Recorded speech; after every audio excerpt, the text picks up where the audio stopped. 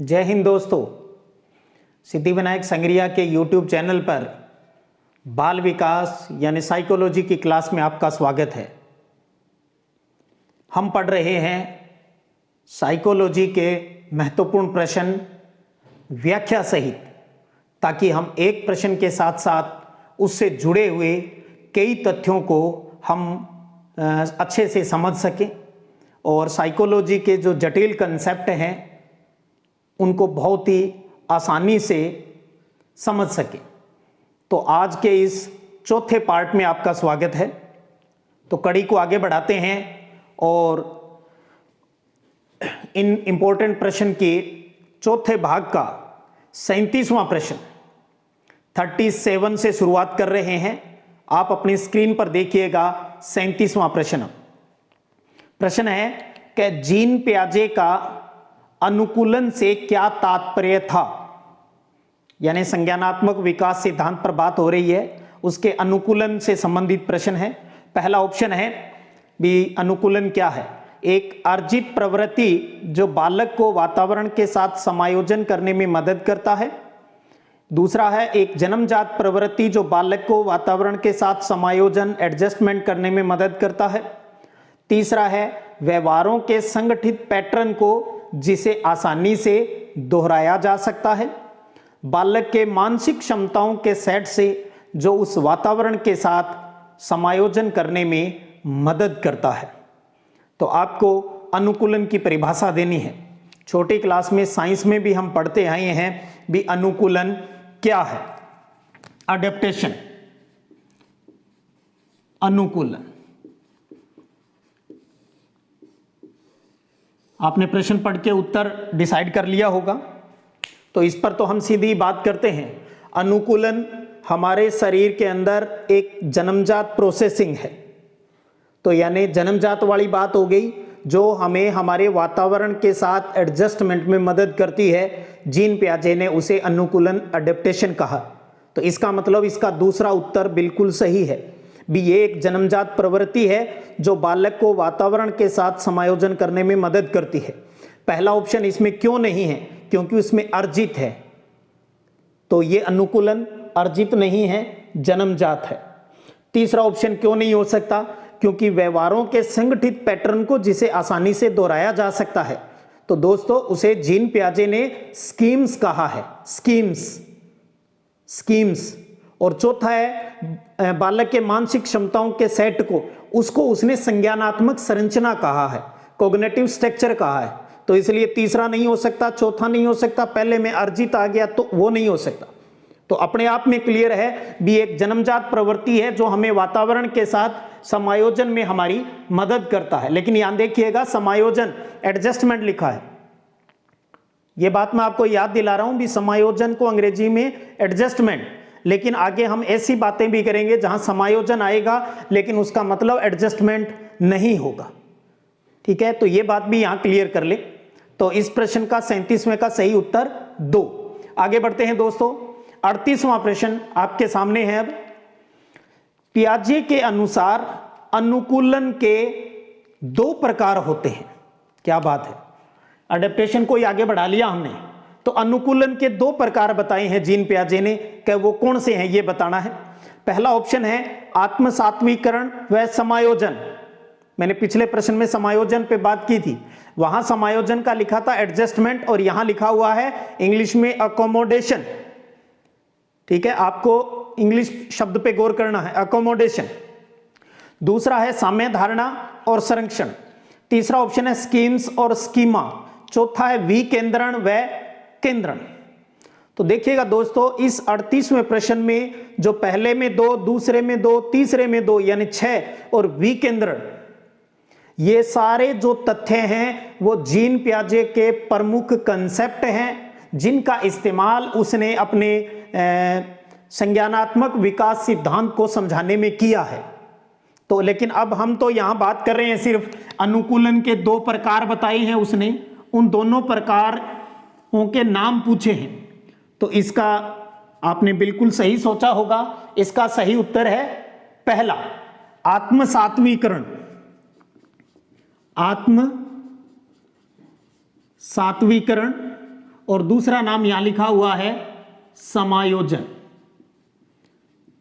जिसको इंग्लिश में इसको अकोमोडेशन और इसको एसिमिलेशन कहते हैं। ठीक है, एसिमिलेशन और अकोमोडेशन। मैं आपसे यही रिक्वेस्ट करूंगा भी आप इन दोनों के इंग्लिश नाम ही याद रखें। भी अनुकूलन दो होते हैं, आप एसिमिलेशन अकोमोडेशन, एसिमिलेशन अकोमोडेशन। हम आगे बढ़े प्रश्न को, उससे पहले मैं चाहता हूं भी हमें दो शब्द मिले हैं तो क्यों न हम इनका मतलब भी समझ लें, जो जीन पियाजे के सिद्धांत में बहुत ही महत्वपूर्ण मुद्दा रहता है। तो आत्मसात्वीकरण किसे कहते हैं, यानी एसिमिलेशन क्या होता है? एसिमिलेशन का मतलब होता है दोस्तों भी हमारे पास जो ज्ञान है ना, ठीक है, उस ज्ञान में कुछ नया मिला देना। भी हमारे पास कोई ज्ञान है, भी आज की तारीख में अब हमने अब तक जो सीख रखा है वो हमारा ज्ञान है। मैं थोड़ा सा यहां ज्यादा विस्तृत नहीं जाकर एक सामान्य बात आपको एक बार जरूर बता दूं। हमारा जो ज्ञान है, जो हमने क्या कहते हैं भी किसी चीज को समझने में जिसका हम इस्तेमाल करेंगे, उस मानसिक संरचना को जीन पियाजे ने नाम दिया था स्कीमा। स्कीमा, इसके बारे में विस्तृत बात हम बाद में करेंगे। स्कीमा यानी एक, इसका आप सिंपल भाषा में ये समझिए, स्कीमा क्या है? स्कीमा का मतलब हमारा ज्ञान, अब तक हमारा जो नॉलेज है उसका संगठित जो रूप है वो स्कीमा कहलाता है, जिसका हम रोज आगे से आगे रोज इस्तेमाल करेंगे। स्कीमा, तो स्कीमा एक तरीके से हमारा ज्ञान है। ठीक है, तो उस ज्ञान में यानी इस स्कीमा में, ज्ञान में मतलब स्कीमा में, तो स्कीमा यानी हमारा ज्ञान अर्थात हमारी मौजूदा जानकारी है। इस स्कीमा में जब हम नया विचार, नया ज्ञान मिला दें,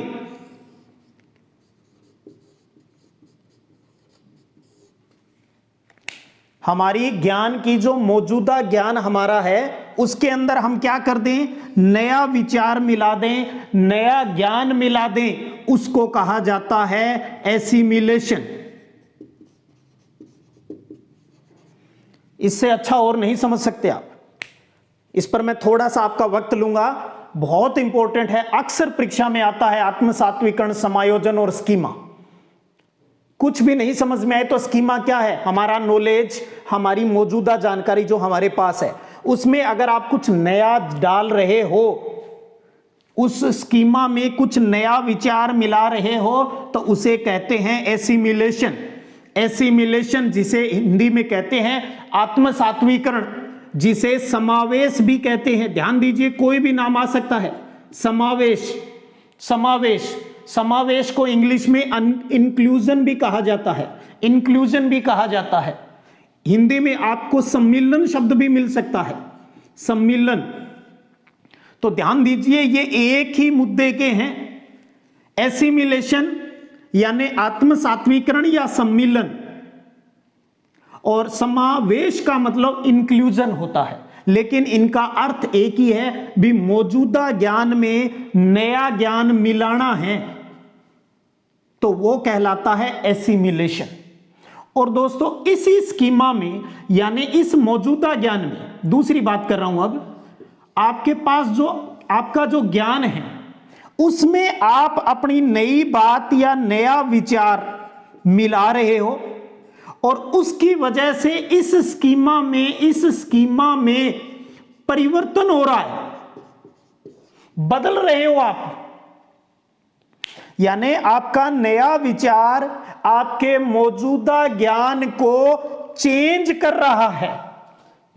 आपका नया विचार मौजूदा ज्ञान को चेंज ही कर रहा है, बदल रहा है।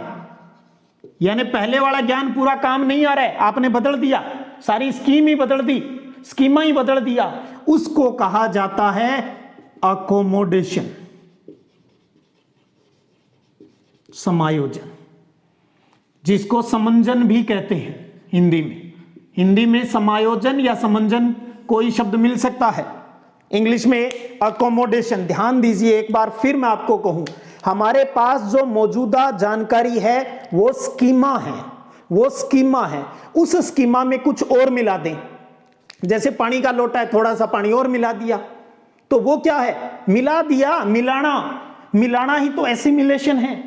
तो पहले वाला खत्म थोड़ी हुआ है, वो भी उसके अंदर था, तो वो एसिमिलेशन कहलाता है। दूसरा क्या है? अकोमोडेशन। फिर क्या होता है? अकोमोडेशन का मतलब होता है भी आपके पास जो मौजूदा जानकारी थी उससे आपकी समस्या सोल्व नहीं हो रही, तो नया विचार आपके अंदर आया। नया विचार आने से पहले वाले को आपने डिलीट ही कर दिया। पहले वाले को डिलीट, चेंज नहीं, ऐसे नहीं होगा, तब उसको कहते हैं अकोमोडेशन। तो इन दोनों की सहायता से ही हम अनुकूलन करते हैं, समायोजन करते हैं, एडजस्टमेंट करते हैं, एडेप्टेशन करते हैं, यानी हर बदली हुई परिस्थिति में अपने आप को सेट कर लेते हैं। तो ये दो प्रक्रियाएं वहां पर होती हैं। और एक चीज और बहुत प्यारी बात आपको बताना चाहूंगा, दोनों अलग अलग नहीं है, ये साथ चलते रहते हैं। यूं नहीं है भी तू अकेला होगा, तू अकेला होगा, ठीक है? तो दोनों साथ साथ चलते रहते हैं। तो ये था अनुकूलन में स्कीमा क्या है, हमारी मौजूदा जानकारी। और भी बातें करेंगे किसी और प्रश्न में, और एसिमिलेशन और अकोमोडेशन, ठीक है? प्रश्न को आगे बढ़ाते हैं। और अब आप देखिएगा अपनी स्क्रीन पर 39 नंबर क्वेश्चन, 39वां प्रश्न, और उत्तर दीजिएगा। जीन पियाजे के अनुसार वह प्रक्रिया जिसमें छोटा बच्चा जो कुछ देखता है उसका संबंध पूर्व ज्ञान से जोड़ता है उसे कहा जाता है। ऑप्शन है समंजन, अकोमोडेशन, दूसरा आत्मसात्करण, एसिमिलेशन, तीसरा ठोस संक्रिया यानी कंक्रीट ऑपरेशन, चौथा औपचारिक संक्रिया यानी फॉर्मल ऑपरेशन। बहुत प्यारा प्रश्न है, सोचिएगा क्या उत्तर होगा। छोटा बच्चा जो कुछ देखता है उसका संबंध पूर्व ज्ञान से जोड़ता है, जोड़ता है, जोड़ता है, जोड़ता है, उसे क्या कहेंगे?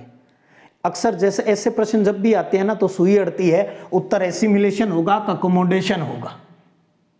तो ध्यान दीजिए, यहां क्या हो रही है बात? मिलाने की बात कह रहा है वो। मिलाना मतलब जोड़ना, मिलाना मतलब जोड़ना।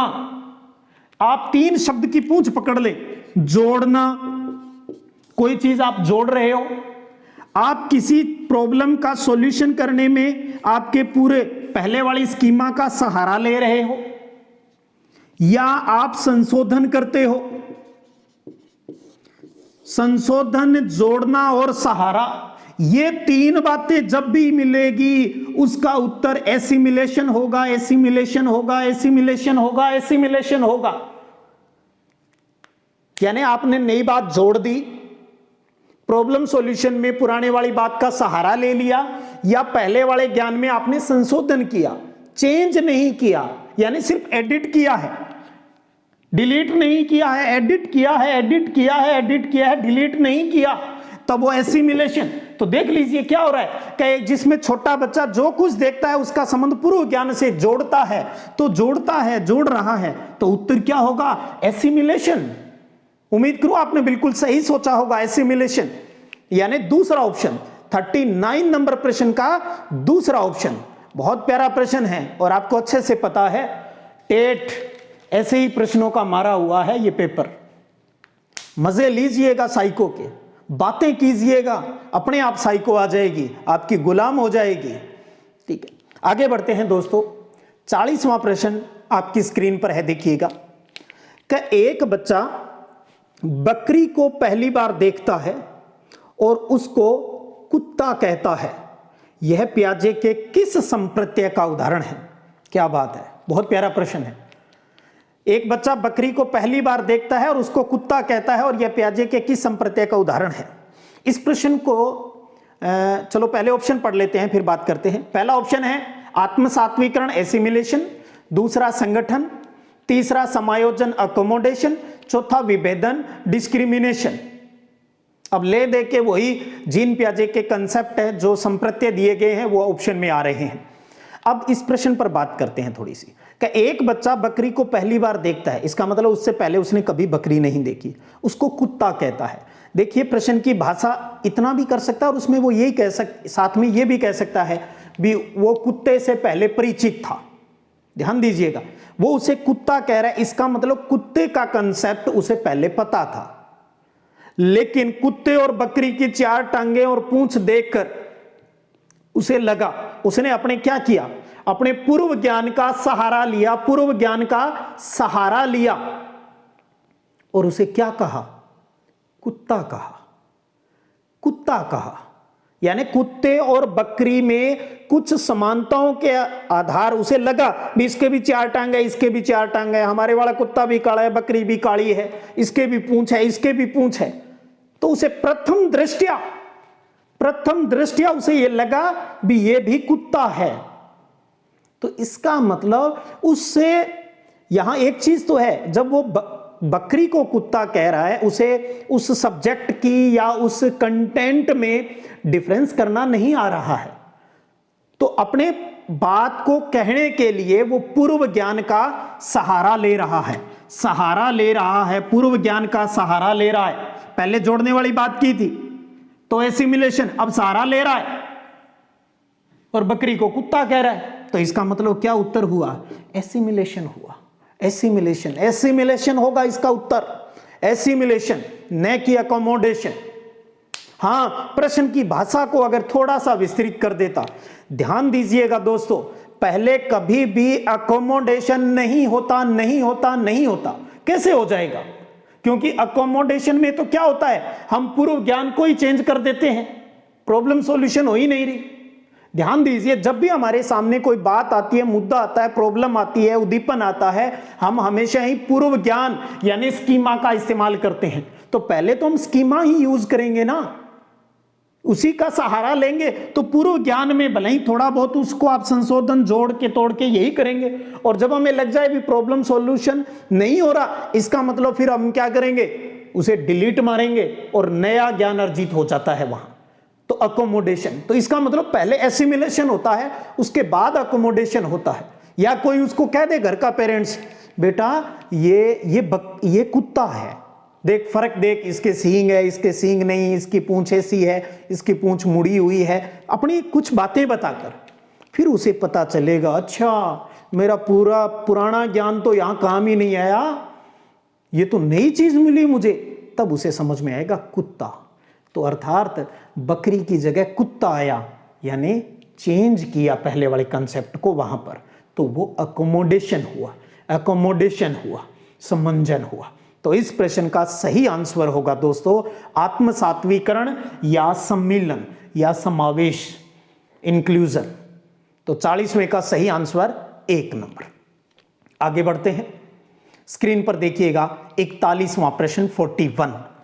नरेगा योजना, मनरेगा योजना, नरेगा 2005 में एक्ट बना था संसद में, और 2006 में 2 अप्रैल 2006 को आंध्र प्रदेश से पूरे भारत में इसकी पूरे भारत में नहीं, आंध्र प्रदेश से इसकी शुरुआत हुई, और 1 अप्रैल 2008 से संपूर्ण भारत में लागू हो गया था, और बाद में महात्मा गांधी जी के नाम पर इसका नाम मनरेगा कर दिया गया था, जिसमें 100 दिन की गारंटी की रोजगार की गारंटी दी जाती है, जो महिला सशक्तिकरण और पंचायत, ग्राम पंचायत के सुदृढ़ीकरण में इसका बहुत बड़ा रोल है।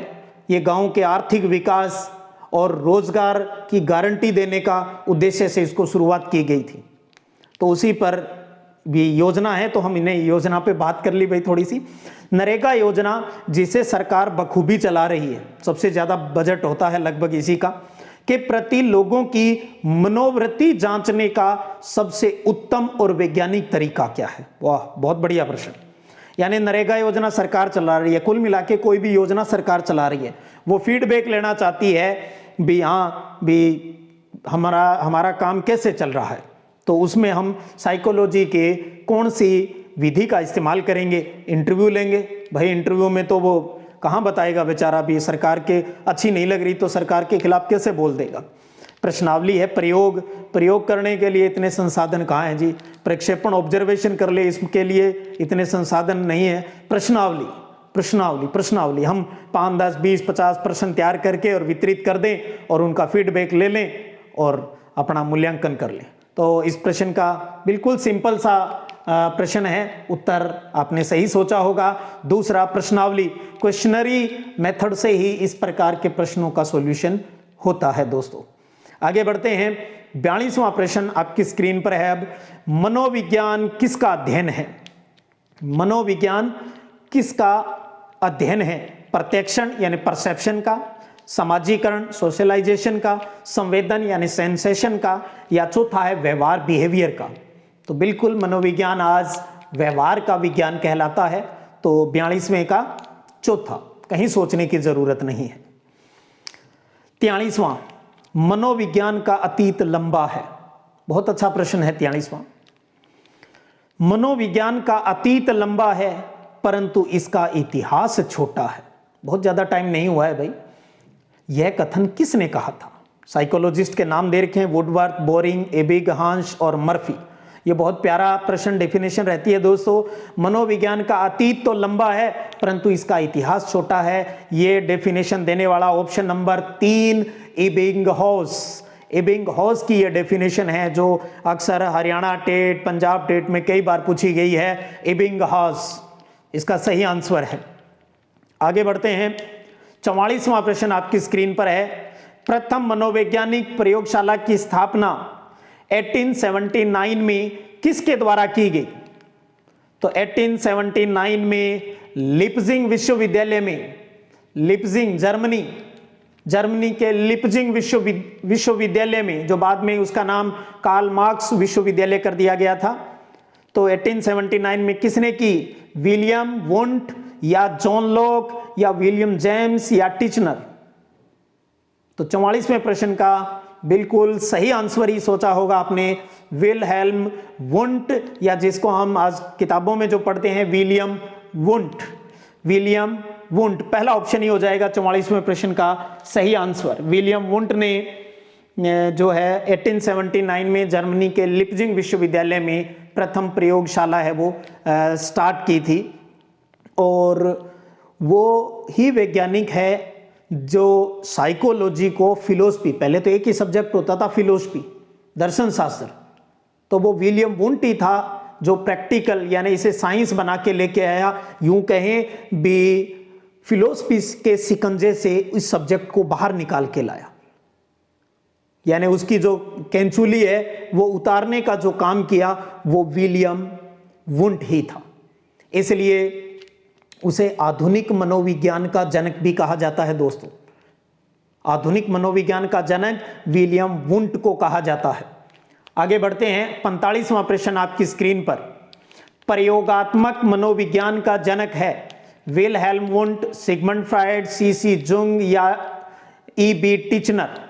तो प्रयोगात्मक मनोविज्ञान जिसने सबसे पहले लेबोरेटरी बनाई 1879 लिप्जिंग विश्वविद्यालय में, जो आधुनिक मनोविज्ञान का जनक है, तो ऑप्शन नंबर 1 विलियम वुंट इसका सही आंसर होगा। 46वां प्रश्न देखिएगा दोस्तों, स्क्रीन पर है आपके। मनोविज्ञान में मानसिक प्रक्रियाओं का अर्थ होता है, मेंटल प्रोसेस का अर्थ क्या होता है? पहला, बाहरी व्यवहार जो हम करते हैं, रिएक्ट करते हैं। दूसरा, आंतरिक प्रक्रियाएं। तीसरा, अस्पष्ट व्यवहार। चौथा, सिर्फ पशुओं की अनुभूतियां। बहुत प्यारा सा प्रश्न, छोटा सा प्यारा सा। भी मानसिक प्रक्रिया, मेंटल प्रोसेस हम बोलते रहते हैं, संज्ञानात्मक प्रक्रियाएं बोलते रहते हैं, लेकिन है क्या?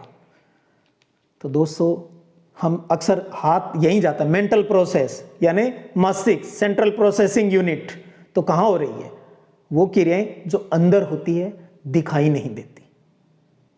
ये अंदर की बात है, लक्स को जी पहन के चलो। तो वही, ये क्या है? आंतरिक प्रक्रियाएं हैं। बहुत ही थोड़ा सा, कई बार क्या होता है हम पेपर में ऐसे इजी से प्रश्न को गलत कर देते हैं क्योंकि उससे बात करना भूल जाते हैं और जल्दी से उसके पास से निकल जाते हैं, तो वो नाराज हो जाता है और फिर आप कहते हो यार मेरे है ना सिंपल प्रश्न गलत हो जाते हैं। आप अपने दोस्त को भूल जाते हो, उससे बात करना भूल जाते हो, तो बात कीजिएगा।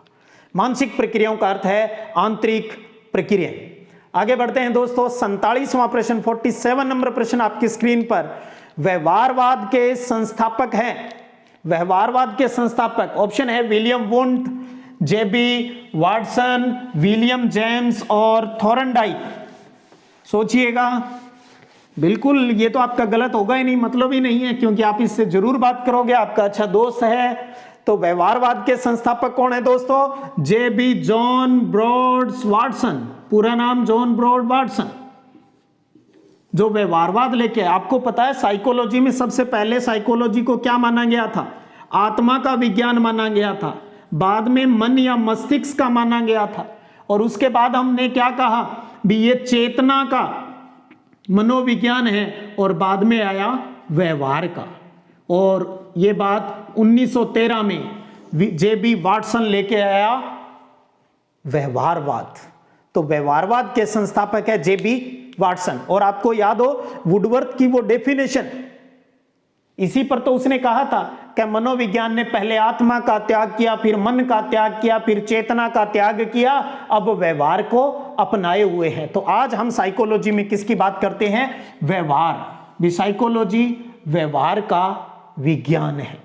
और वाटसन की व्यवहारवाद में, क्योंकि उसने व्यवहारवाद में किसको कहा? उसने कहा विकास के अंतर्गत जन्म क्रम यानी वंशानुगति से कहीं ज्यादा वातावरण का प्रभाव पड़ता है। वाटसन ने यह कहा हमारे विकास के ऊपर वातावरण का प्रभाव ज्यादा पड़ता है। तभी तो उसकी एक सबसे प्यारी डेफिनेशन जो अक्सर पेपरों में पूछी जाती है कि मुझे एक बालक दे दीजिए और बताइए उसे क्या बनाना है, डॉक्टर, इंजीनियर, चोर, डाकू, क्या बनाना है, मैं बना दूंगा। तो वहां वो किस पर जोर दे रहा है? वो ये कहता है भी इन्वायरमेंट का सबसे ज्यादा रोल हमारे डेवलपमेंट में होता है। लेकिन आज हम ये मानते हैं दोस्तों भी अपनी आनुवांशिकी यानी वंशानुगत और पर्यावरण दोनों का मिला जुला प्रभाव हम पर पड़ता है। ठीक है, तो वाटसन की वो प्यारी डेफिनेशन भी याद रखिएगा भी मुझे एक बालक दीजिए और बताइए उसे क्या बनाना है। तो वो उसे ये बताना चाहता था भी चोर है कोई बच्चा, चोर का बच्चा कोई है तो मैं उसे अच्छा इन्वायरमेंट दूंगा, वो अच्छा इंसान बन जाएगा। अच्छे वाले को चोर का दूंगा तो वो चोर बन जाएगा। तो इससे वो वातावरण के प्रभाव को प्रदर्शित करना चाह रहा था। तो व्यवहारवाद का जो संस्थापक, जो जनक है दोस्तों, जेबी वाटसन है। और आगे बढ़ते हैं और आज का अंतिम प्रश्न 48वां 48 नंबर क्वेश्चन आपकी स्क्रीन पर। भारत में प्रथम मनोवैज्ञानिक प्रयोगशाला की स्थापना कब हुई? वर्ल्ड की बात हम पहले कर चुके हैं, 1879 में जर्मनी, लिपजिंग वाली बात होगी। अब हम इंडिया पर और बात कर लेते हैं भी भारत में प्रथम मनोवैज्ञानिक प्रयोगशाला की स्थापना कब हुई? ऑप्शन है आपको 1885 में, 1905 में, 1915 में और 1922 में। सोचिएगा, जल्दी जल्दी सोचो और उत्तर दिमाग में लाइएगा, क्या हो सकता है? 85, 5, 15 और 22। भारत में प्रथम मनोवैज्ञानिक प्रयोगशाला की स्थापना, तो वो है उत्तर दोस्तों 1915। 1915 में भारत में प्रथम प्रयोगशाला, मनोवैज्ञानिक प्रयोगशाला की स्थापना हुई 1915 में। तो लगे हाथ हम दो बात यहां और कर लें, फिर कहां हुई और किसने की? तो स्थापना करने वाले का नाम है professor N Sengupta. Professor N Sengupta. और कहां हुई? कलकत्ता यानी कोलकाता, कलकत्ता यूनिवर्सिटी में, कलकत्ता विश्वविद्यालय में। तो जैसे लिपजिंग वाला है तो इंडिया के हिसाब से यह भी आप ध्यान रखिएगा 1915 में।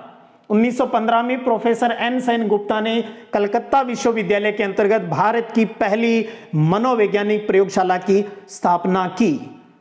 तो दोस्तों ये था आपका बाल विकास के महत्वपूर्ण प्रश्न व्याख्या सहित की चौथी कड़ी। उम्मीद करता हूं आपने आज के इस प्रश्नों में एंजॉय किया होगा और बहुत सी नई चीजें, नए कंसेप्ट आपने सीखे होंगे। आपको अच्छा लगता है तो मैं आपसे यही कहूंगा भी आप सब्सक्राइब कीजिए, शेयर कीजिए, और वीडियो अच्छा लगता है लाइक कीजिए, कमेंट कीजिए। अच्छा लगेगा, हमें एनर्जी मिलेगी उस चीज के लिए। तो आज की क्लास यहीं तक, फिर मिलते हैं अगली क्लास। तब तक जय हिंद, जय भारत।